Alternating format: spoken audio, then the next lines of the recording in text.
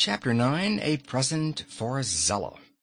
Now it so happened that on the morning of that same day, when the Prince of Pingaree suffered the loss of his priceless shoes, there chanced to pass along the road that wound beside the royal palace a poor charcoal burner named Nikobob, who was about to return to his home in the forest.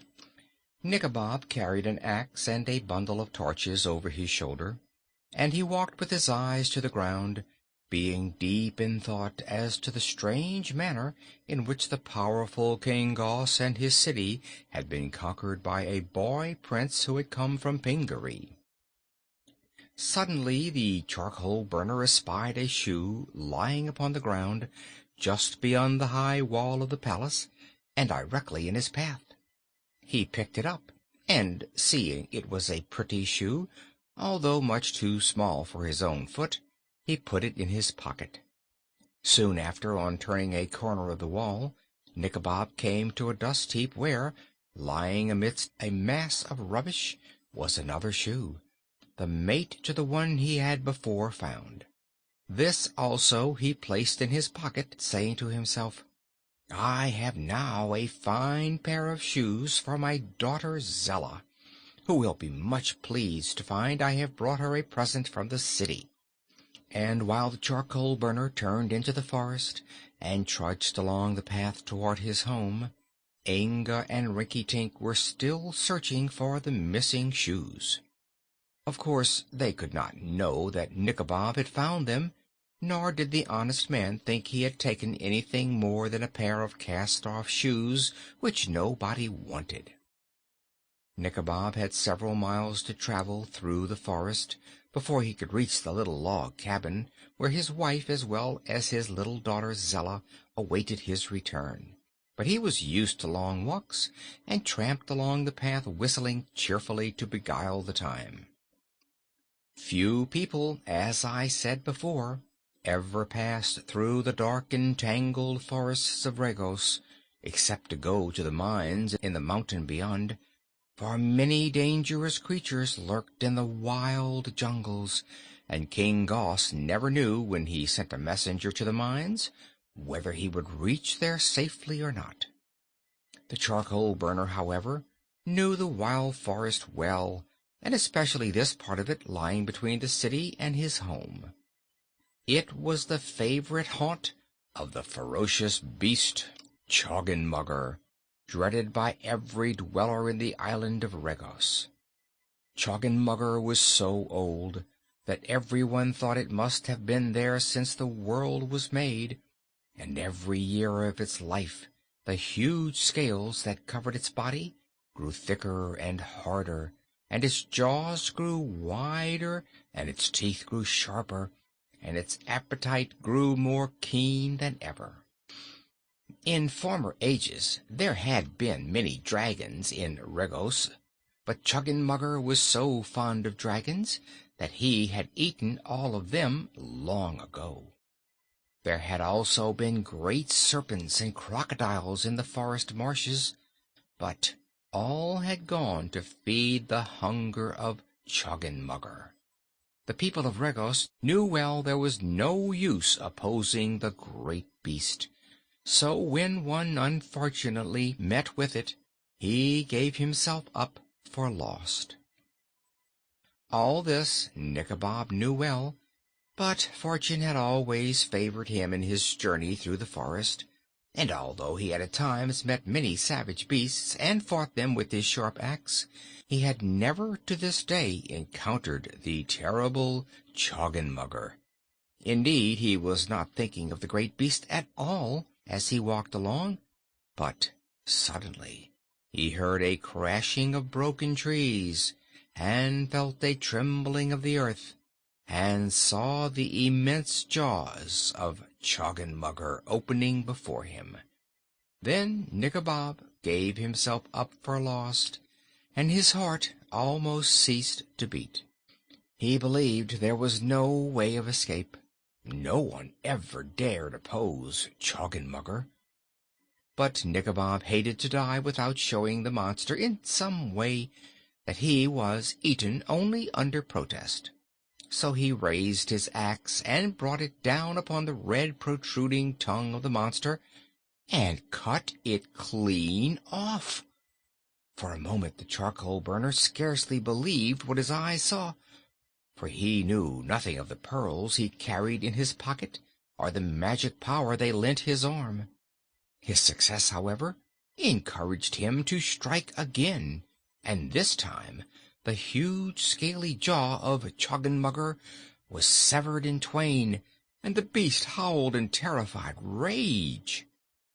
Nikobob took off his coat to give himself more freedom of action, and then he earnestly renewed the attack. But now the axe seemed blunted by the hard scales, and made no impression upon them whatever. The creature advanced with glaring, wicked eyes, and Nikobob seized his coat under his arm and turned to flee. That was foolish, for Choggenmugger could run like the wind. In a moment it overtook the charcoal burner and snapped its 4 rows of sharp teeth together, but they did not touch Nikobob, because he still held the coat in his grasp, close to his body, and in the coat pocket were Inga's shoes, and in the points of the shoes were the magic pearls. Finding himself uninjured, Nikobob put on his coat, again seized his axe, and in a short time had chopped Choggenmugger into many small pieces, a task that proved not only easy but very agreeable. "I must be the strongest man in the world," thought the charcoal burner as he proudly resumed his way, "for Choggenmugger has been the terror of Regos since the world began, and I alone have been able to destroy the beast. Yet it is singular that never before did I discover how powerful a man I am." He met no further adventure, and at midday reached a small clearing in the forest where stood his humble cabin. "Great news! I have great news for you!" he shouted, as his wife and little daughter came to greet him. "King Gos has been conquered by a boy prince from the far island of Pingaree, and I have this day, unaided, destroyed Choggenmugger by the might of my strong arm." This was indeed great news. They brought Nikobob into the house and set him in an easy chair, and made him tell everything he knew about the Prince of Pingaree and the fat King of Gilgad, as well as the details of his wonderful fight with the mighty Choggenmugger. "And now, my daughter," said the charcoal burner, when all his news had been related for at least the 3rd time, "here is a pretty present I have brought you from the city." With this he drew the shoes from the pocket of his coat and handed them to Zella, who gave him a dozen kisses in payment and was much pleased with her gift.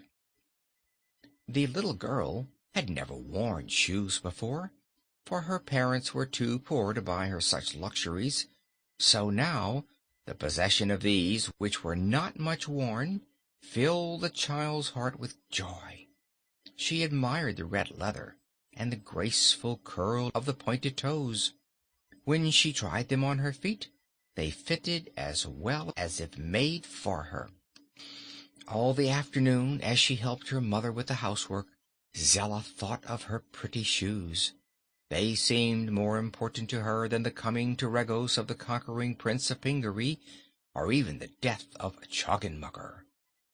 When Zella and her mother were not working in the cabin, cooking or sewing, they often searched the neighboring forest for honey which the wild bees cleverly hid in hollow trees. The day after Nikobob's return, as they were starting out after honey, Zella decided to put on her new shoes, as they would keep the twigs that covered the ground from hurting her feet.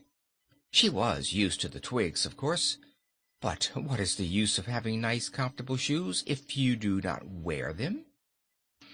So she danced along very happily, followed by her mother, and presently they came to a tree in which was a deep hollow. Zella thrust her hand and arm into the space, and found that the tree was full of honey, so she began to dig it out with a wooden paddle. Her mother, who held the pail, suddenly cried in warning, "Look out, Zella! The bees are coming!"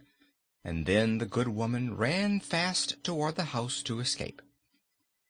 Zella, however, had no more than time to turn her head when a thick swarm of bees surrounded her, angry because they had caught her stealing their honey, and intent on stinging the girl as a punishment. She knew her danger, and expected to be badly injured by the multitude of stinging bees, but to her surprise the little creatures were unable to fly close enough to her to stick their dart-like stingers into her flesh. They swarmed about her in a dark cloud, and their angry buzzing was terrible to hear, yet the little girl remained unharmed. When she realized this, Zella was no longer afraid, but continued to ladle out the honey until she had secured all that was in the tree. Then she returned to the cabin, where her mother was weeping and bemoaning the fate of her darling child, and the good woman was greatly astonished to find Zella had escaped injury. Again they went into the woods to search for honey, and although the mother always ran away whenever the bees came near them, Zella paid no attention to the creatures, but kept at her work, so that before supper time came the pails were again filled to overflowing with delicious honey. "With such good fortune as we have had this day," said her mother, "we shall soon gather enough honey for you to carry to Queen Cor."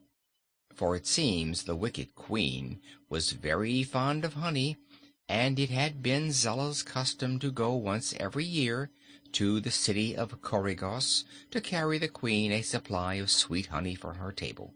Usually she had but one pail.